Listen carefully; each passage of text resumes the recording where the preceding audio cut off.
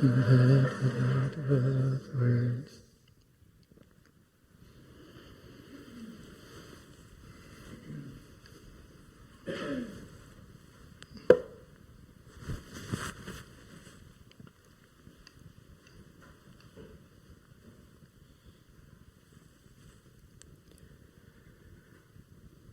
morning, everyone.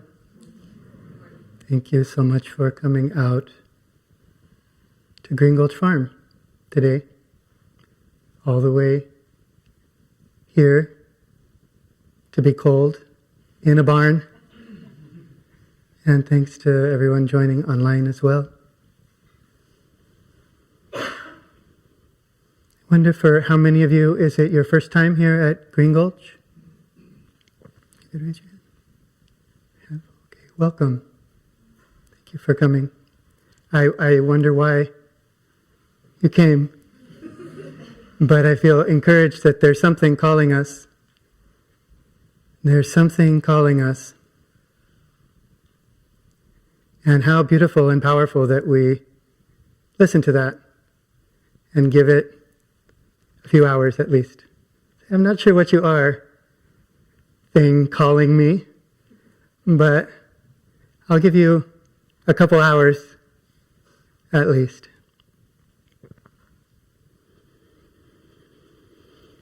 So I wanted to start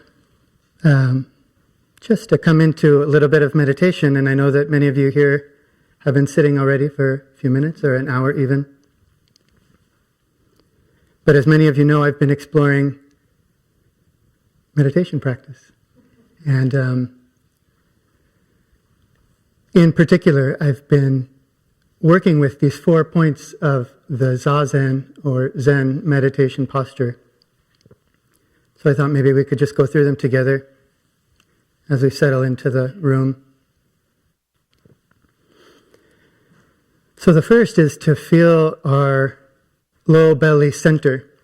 So I often put my hand on my low belly, a little bit below my navel, and just feel the breath, invite the breath to flow all the way in and all the way out, and deep down into that ground, that embodied center, that stability and strength. Do you all feel that? Some kind of composure and strength and solidity in your lower belly. So I start with breathing out and really letting the breath come all the way from my lower belly. And then from that ground, from that root, I've been practicing inhaling and lifting my spine, extending my spine up so that it might feel like the top of our head is supporting the sky. For some of us, maybe rolling the belly forward a little bit, maybe bringing the chin in.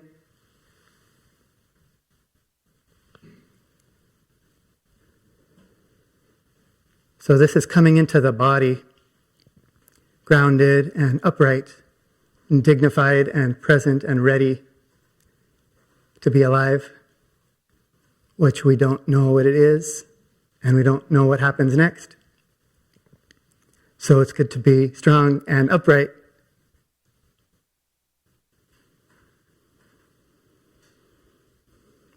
And then I've been practicing clearing the mind, concentrating the mind, and trying to empty out some of the traces or leftover thought slime that doesn't actually need to be there. You know, if there's a thought that needs to be here now, like, well, it's hard to think of a thought that you really need to be having right now. But maybe somebody has a thought that's important to be thinking now, and if so, go ahead. But it's wonderfully refreshing to just for a breath or two clear away everything that's in the mind. And we all can do this. It's not like a special skill, really. It's just the human mind can concentrate. So maybe especially if we close our eyes And I've been doing this thing where I bring my hand over my face, sort of like wiping the windshield, just bringing my hand down and breathing out, and just breathing out, staying with that out breath, and just letting the mind be on that one point.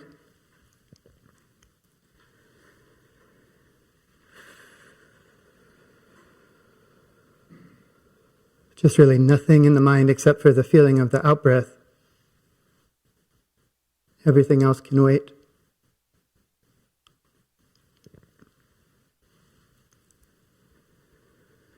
And then, grounded, upright, clear, then opening my eyes and opening my arms and receiving the whole, and then coming into what we say, the mudra, the meditation mudra.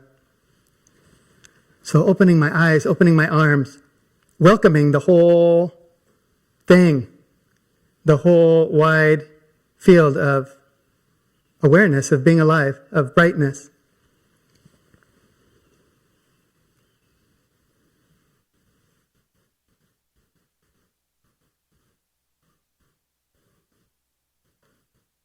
And maybe we can now just do that with these 4 breaths.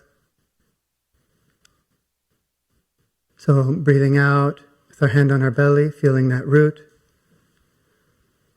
And breathing in, lifting our spine, coming upright.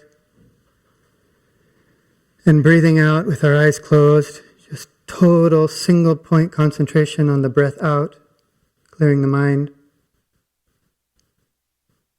And inhaling, opening our eyes and our arms, embracing this whole inconceivable field of light and sound and sensation.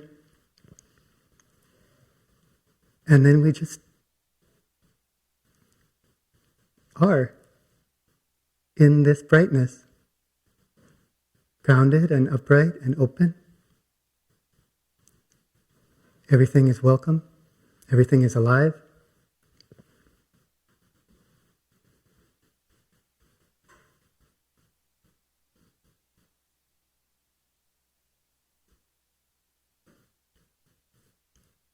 I've really been enjoying that practice. I don't know if it resonated for any of you. It's so simple. I guess it's just being alive.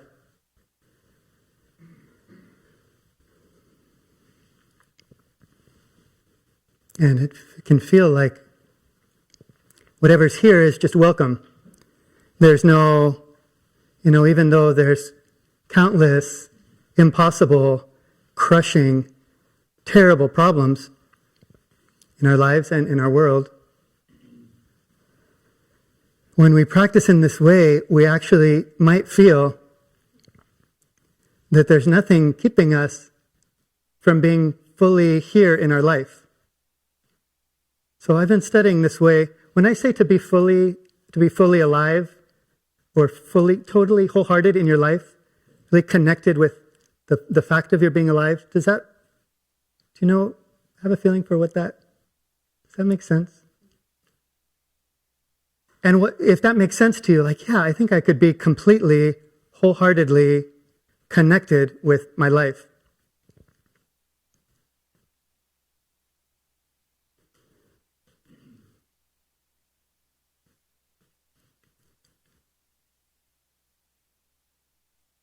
But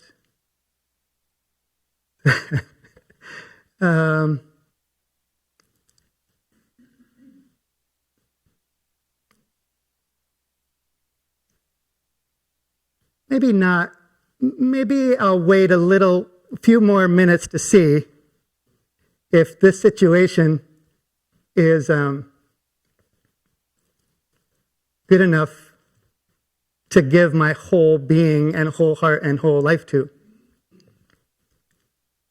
Can you relate to that? This holding back, this little bit of holding back from my life. So, for example, I'm open to being in this Dharma talk. Not quite sure what I've gotten myself into. I'm worried it might be kind of long. I'm not sure what this guy is doing. So I'm not going to give my whole being. I'm not going to be like completely, wholeheartedly myself.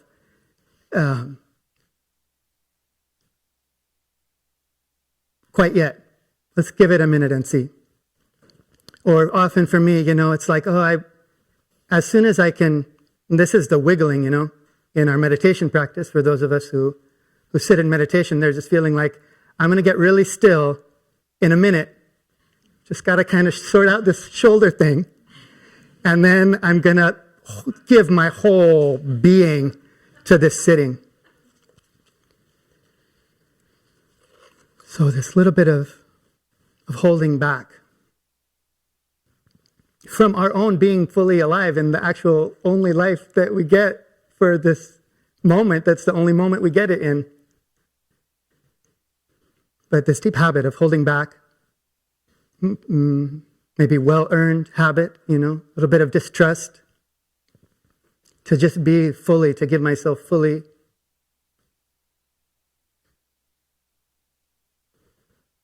When we can just be fully connected, fully in what's happening, fully wholehearted in a moment of our life, we can feel warmth and satisfaction and connection, intimacy with what's here. When we can give ourselves fully, be wholehearted in a moment of our life, that's the ground.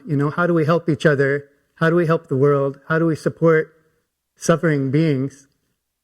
It really helps to be right here for them, I'm not sure what's next, I'm not sure what else there is for me to do, for you to do, but I'm pretty sure that that's the best ground, is like, I am here all the way. And that's where this clear mind helps a little bit, and this posture of embodied centeredness and uprightness helps.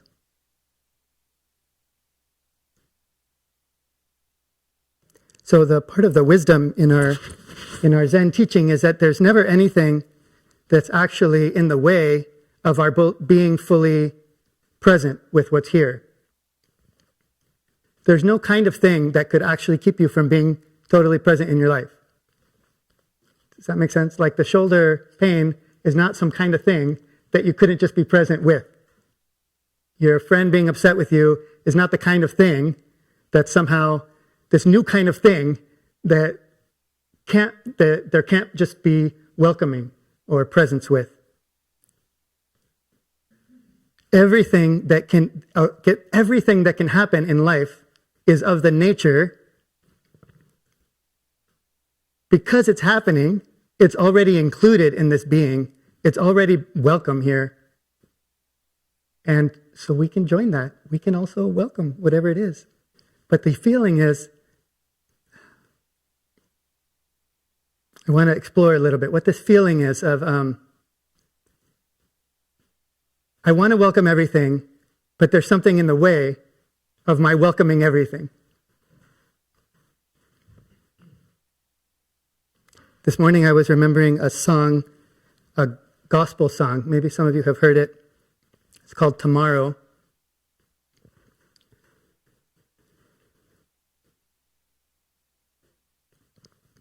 It's about Jesus, if that's okay.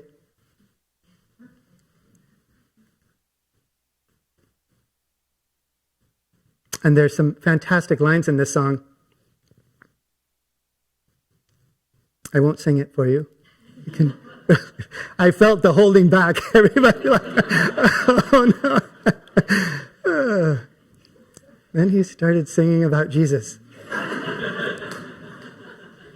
And I said, I am never coming back to Green Gulch.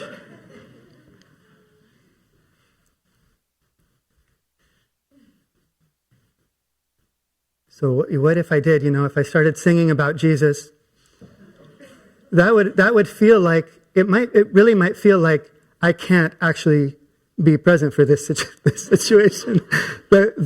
Cringe is such an interesting word, because it's like, I refuse to actually open and give my life fully to this situation. I'm just going to kind of like, it's not actually happening. It's so awkward and uncomfortable that it's better to just wait out. even though, what is it? 4,000 weeks? Is that right? Somebody said we have 4,000. That was a great book. 4,000 weeks. We have 4,000 weeks if we're lucky to be alive. So, but still, we think we could cringe for a bunch of those weeks to just kind of get to the good parts and open fully to the good parts. So the proposition in Zen practice, and I think in any spiritual way, is let's open to the whole thing. It's already opened to, it's here, it's happening. It is the brightness, actually. It is our life itself. So the song says, Jesus said, "Here I stand. Won't you please take my hand?" That's lovely. Here he is, this brightness, this life itself, this oneness with each other, this peace and intimacy and joy, this aliveness, inconceivable, boundless, ungraspable, unknowable being aliveness is right here. Want to take its hand? And you said, I will take its hand. Some people here, I see, looking right at Josh, who may be saying, I will, in a lay ordination ceremony coming up. We have a few of these ceremonies coming up where the Zen students committing to this path will get some questions like, do you vow to stay present with your life no matter what happens, even after you become a Buddha? And they say, yes, I will. It's a very beautiful, powerful moment of saying, yeah, I get it. I'm not going to close off from my life anymore. So, and you said, I will. Just enter, just be fully alive. Tomorrow. Tomorrow, I will give my life. So it goes on like that. I will. As soon as I sort this shoulder situation, as soon as, we get over this hump at work, as soon as, some of this relationship stuff gets settled, as soon as I know, for sure that my kid's okay, that my mom's okay, that I'm okay, then I'm going to be all here for this being alive. I will tomorrow.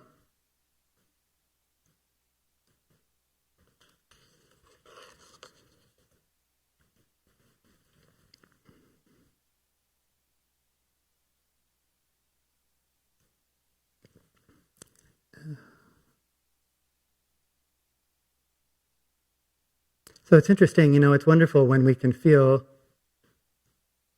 and know or see the thing that we think is obstructing us, the thing that we think is in the way.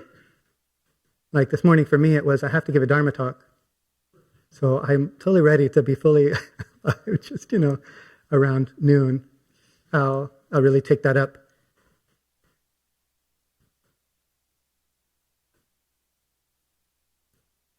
When we can see, I'm not up for welcoming this thing that's happening, but I'm up for welcoming in general.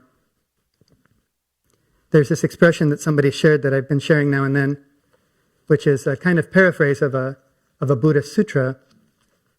And it has a question and answer, and one of the questions that I think the Buddha asks, or one of the bodhisattvas, is that the Dharma, is that the thing that's keeping you from seeing the emptiness of everything? Is that the thing that's keeping you from welcoming everything? That's such a wonderful question. As soon as you say that, oh, that thing that's in my way is not in my way, it's my life. Oh, is that the thing that's in the way of your life? Yeah, it really is. But what is it made out of? Well, my life. But it's in the way. Feels like it's in the way. Is that the thing that's keeping you from loving everything?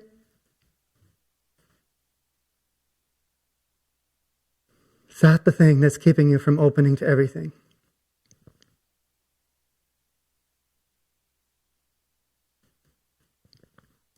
So this is our practice, is to step back and welcome whatever's here. Our small mind, our kind of constricted self, is always trying to navigate through these obstacles around them to get to somewhere better.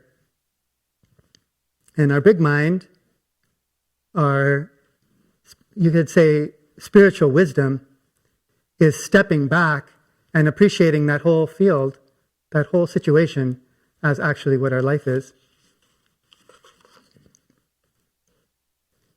A couple of days ago, I had the chance to have a little gathering with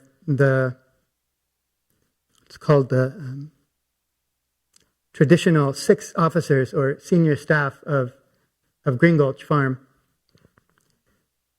There's this old tradition of these different positions of responsibility in the temple, and that's the group of 6 officers or senior staff who work diligently to practice welcoming everything and taking good care of the temple and the practice. So with them, we were discussing together a short text from the Buddha. It was a kind of admonition from the Buddha to reflect on whether one's community is a deep community or a shallow community, a harmonious community or a divided community. I thought that's a challenging question we could ask of our community, or of whatever communities or families, relationships. Is this a deep community or a shallow community? And the Buddha, likes to list things. So he lists lots of virtues of what the deep community would be like, and no surprises. All the good stuff. People would be very loving and supportive and attentive and diligent and warm and really present and caring. The shallow community would have a lot of insincerity and inattention and recklessness and insensitivity. And the Buddha says, the deep community is foremost. He says, definitely go with the deep community.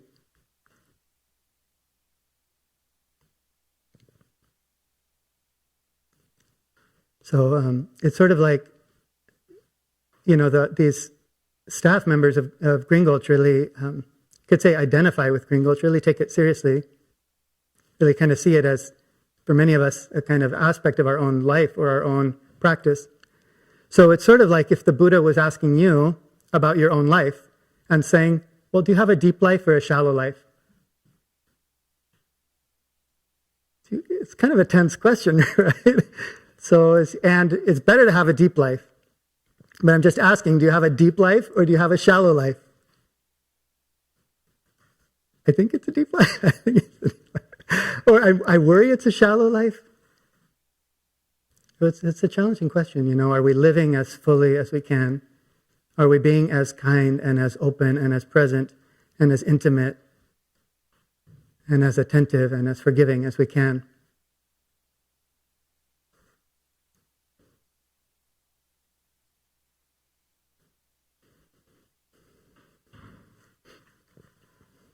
So, raising this text with the leaders at Green Gulch,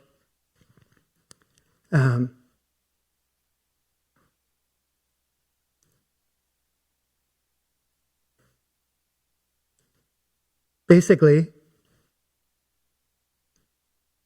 in expressions that were deeply inspiring to me, they laughed at the Buddha. So Zen students. They did not take the bait. They did not say, oh no, do we have a deep life or a shallow life? They said, ha ha, Buddha. We see what you're trying to do. We won't take that juicy bait. Oh no, my life is shallow. I'm going to got to make it deep. I want to live really deeply, but there's all this shallowness, so I've got to like figure out how to get around the shallowness and push the shallowness away, and then I'm going to be deep. Tomorrow, Buddha, I'm going to start to have a deep life. They kept their posture. These mature Zen students who are taking care of this temple stayed in their belly, intuitive wisdom, intimate with everything, embodied and upright, and their mind was clear. Their eyes were open, and they said, well, I'm not sure what you mean. When it's shallow, we just welcome shallowness. That's the brightness. That's our life. And when it's deep, we welcome that it's deep. And I thought, that's so deep. It really is a deep community. So this is really about our own life. We take we're inspired by the practice. We're inspired by this possibility of living really fully, of living deeply. And then it's easy to think that we have to get around some shallowness to find some depth. The teaching in Zen that's so clear and I think remarkable is don't do that. Just welcome. Just take this posture. Don't try to get deeper. Don't try to get away from something shallow. Don't try to get to be a better person. Don't try to get other people to be a better person. Feel your belly. Know that this embodied presence is what you are, unknowable, boundless, intimate. Be upright, clear your mind, and welcome what's here.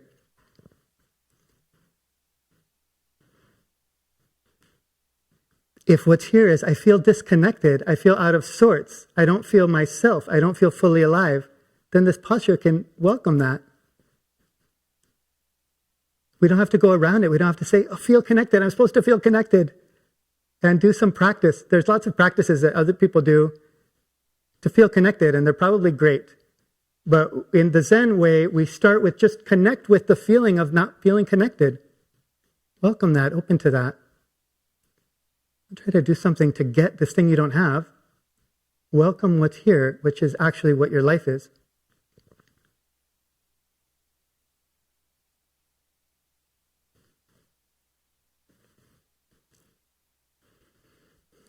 So there's this subtlety in our practice, which is how do we take a posture that welcomes our life as it is without manipulating our life. And that's based on a kind of faith that this welcoming, allowing, being intimate, being one with the life that we have is actually the way that things will deepen. It's the way that we'll become kinder and wiser and more open by welcoming what's actually here. And so we do that with this posture.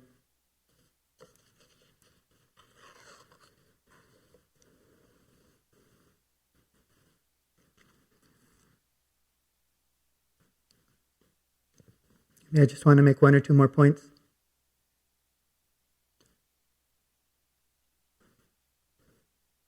Maybe against my better judgment. I want to talk about this point about clearing our mind, because I think it's a real entangling point for us, for meditators. In a way, so I say in this 4 points of kind of establishing our presence and openness and stillness, that it's very helpful to clear the mind.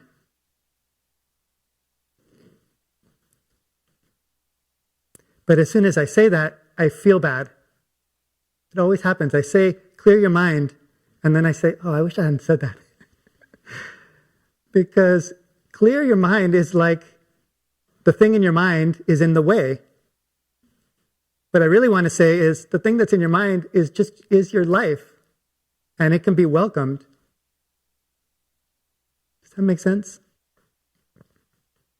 I was talking to a friend recently who was going through this painful situation of heartbreak and rumination.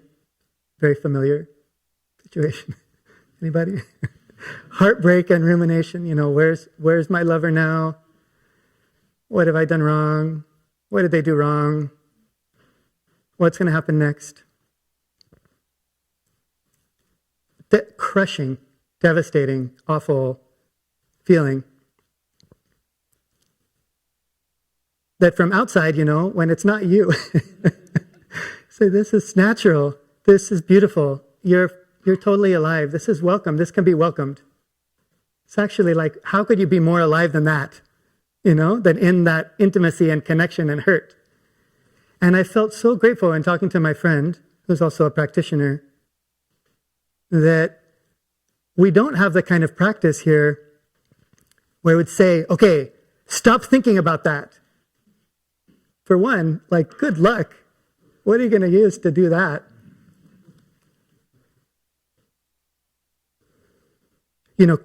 Empty your mind of that stuff so that you can be fully alive in the brightness and wonder of the present moment. I felt so glad that I didn't have to say that. To be in a meditation tradition that doesn't say you have to keep your mind clear, that says, wow, sounds like that's really what you're thinking about. And can you welcome it? Can you make room for that? Can you feel your belly and take care of your spine and open your eyes and heart and just feel that aliveness of that heartbreak and that rumination? So that's kind of when I say clear your mind, I have this kind of bad feeling like, maybe don't clear your mind. Maybe the thing that you're thinking about, you really have to be thinking about. It's just the actual teaching is welcome.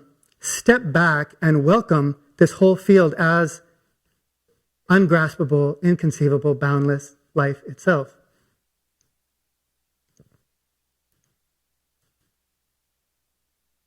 And when we can clear our mind, that is often more palpable. When our mind is full of slime and gunk, the traces and shadows of thinking, as Suzuki Roshi says, then it's harder to be here for what's happening. That's all. And I've been noticing this in my practice. I'm doing this thing, trying to stay open and present without manipulating. The wide field above, below, all around, light, sound, sensation. Nothing to do but welcome as the ground for this unknowable responsiveness that will come from that. And then, when my mind starts going for a walk, I lose that. It's not that the thought couldn't be welcomed. It's just when the thoughts are going, I lose the welcoming capacity. So I'm stuck. If I tell myself or tell someone else to clear their mind, it sounds like the thought is this kind of thing that can't be welcomed.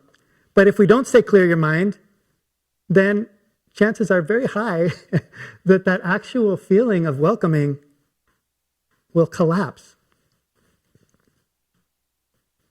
So this is an old problem in Zen. We have this ambivalence, kind of powerful ambivalence about having an empty mind. It's very important that you have a clear, empty, open mind. Why are you trying to resist the things that are arising in your mind? So it's very confusing, and I don't know if I've helped matters by just pointing out, maybe especially for some of you newer to meditation, this has really been extremely unhelpful. There's a poem, and I thought I might tell this story, but there's not time.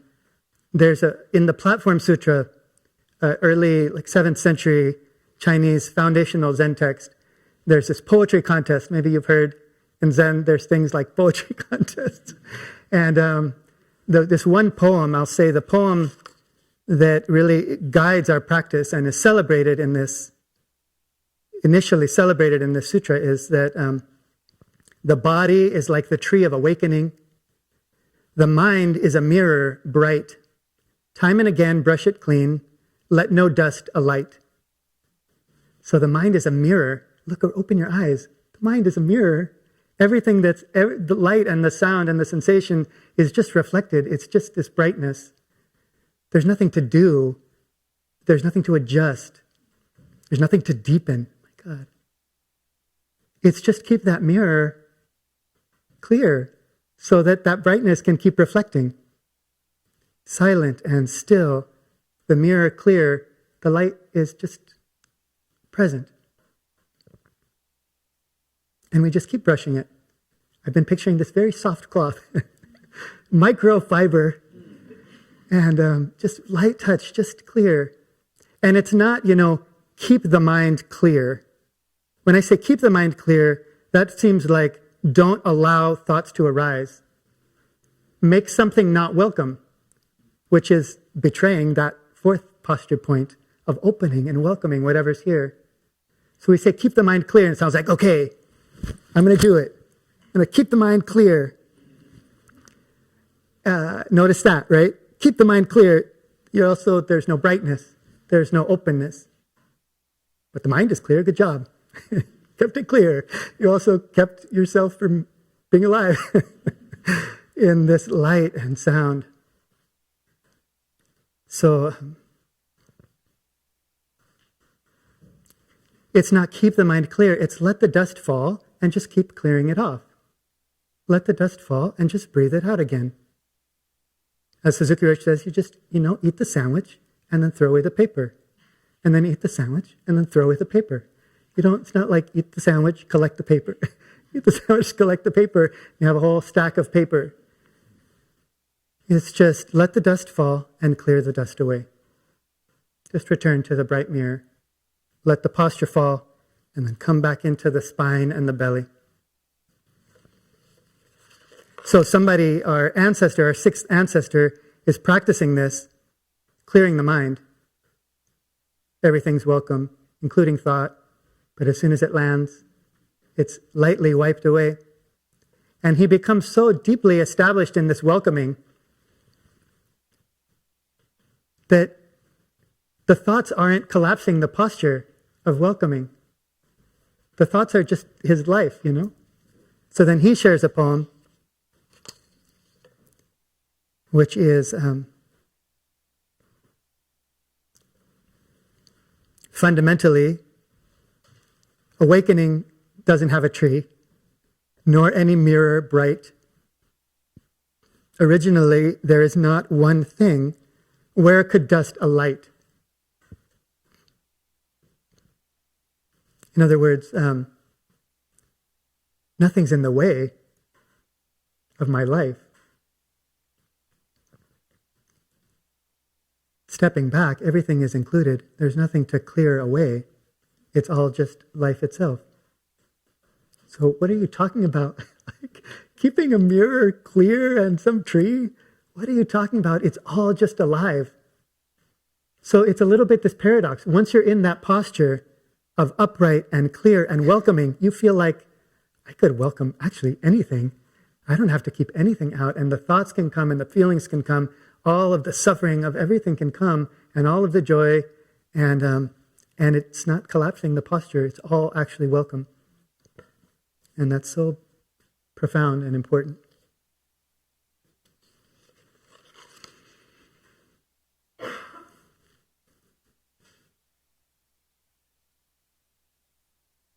And as we study this in our actual life, walking around and working and sitting in meditation, we become more intimate with, more familiar with this kind of dynamic where clearing the mind to support the posture that allows everything, including thought, to be welcome. So that was the thing that I shouldn't have said, and maybe has entangled your meditation practice. But I felt I should at least mention, because we have a tradition of mixed messaging around what to do with thought. Maybe I'd put it like this. If you can clear the thought, why not? Not because the thought is bad, not because the thought is in the way, but because something is here calling for your full self, for your full life. It's not like the thought is bad, I'm going to get rid of it. It's like something is happening here that's really very special, even though my body hurts and I'm bored and I don't feel good and I'm tired.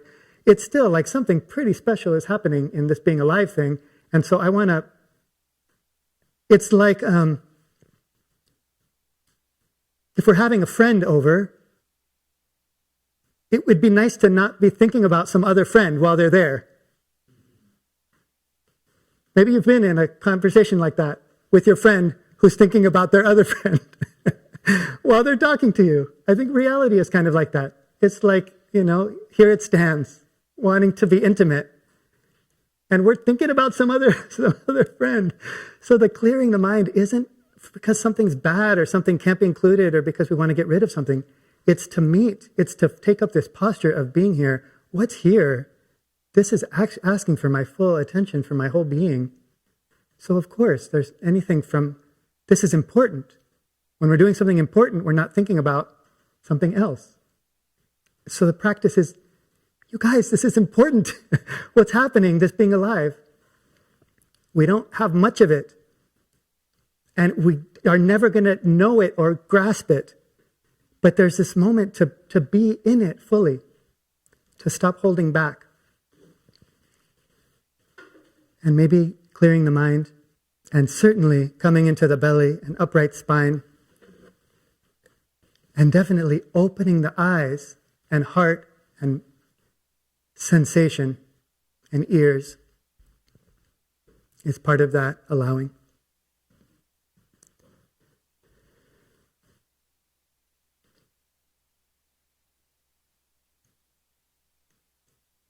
Thank you very much for your attention. And we have time maybe if there's one or two comments. And then we'll close.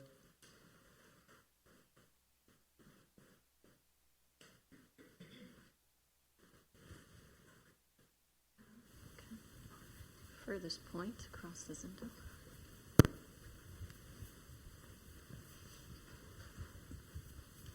So whatever's here now, this is an interesting moment. It's like, phew, the talk's over.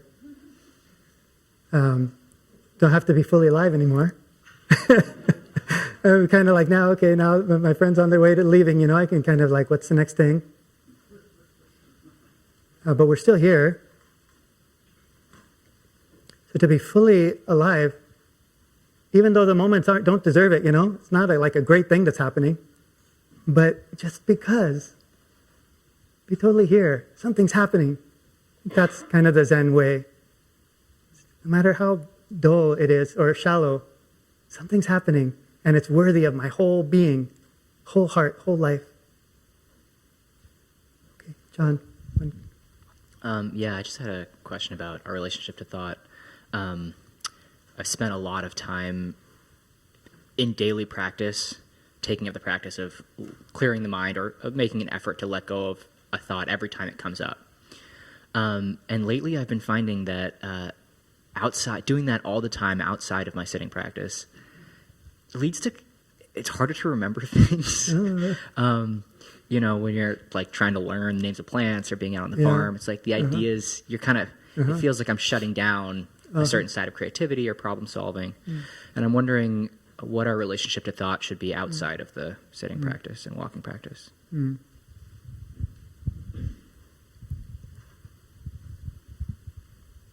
I appreciate that that's your experience.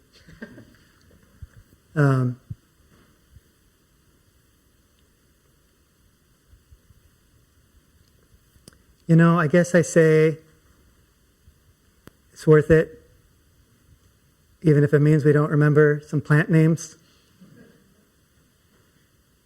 But actually, I have a lot of faith. I have faith in the intuitive wisdom. That's this belly, this first posture point, the belly center, the embodied intuitive wisdom. I feel like, and science agrees.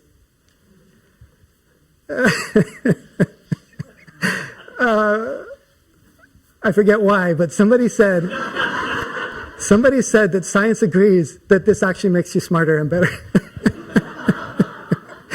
The way this kind of relaxed open mind creates a kind of soft soil in the mind that actually we're open, we're present. And then we maybe can remember something without holding on to it. Actually, for example, in our everyday life of responsiveness, this is the Zen practice. The activity of Zen is to not know anything, to be grounded and upright and open and intimate and not know anything like what it is to be alive. And then trust that there's a kind of responsiveness that's natural, that brings together everything that has ever been in our life. That wisdom is all absorbed. It's all here. Our mind is trying to manage that, like, okay, where in the database do I go to for this piece of information? It's like there's a different system here that actually has a lot of wisdom and the responsiveness that we can trust. So this is why I always repeat, Suzuki Roshi said, this belly center is the main office. The mind is the branch office. The main office, the belly center, can respond with wisdom, even though it's not like grasping concepts in the same way. So I say, even if that's true, that this makes you dumber, it's like worth considering whether that's a good trade-off. Because what is smart really helped with anyway? Secondly, according to science, it does make you smart. So you can have it all. Okay, I think we should end. Thank you so much for your kind attention.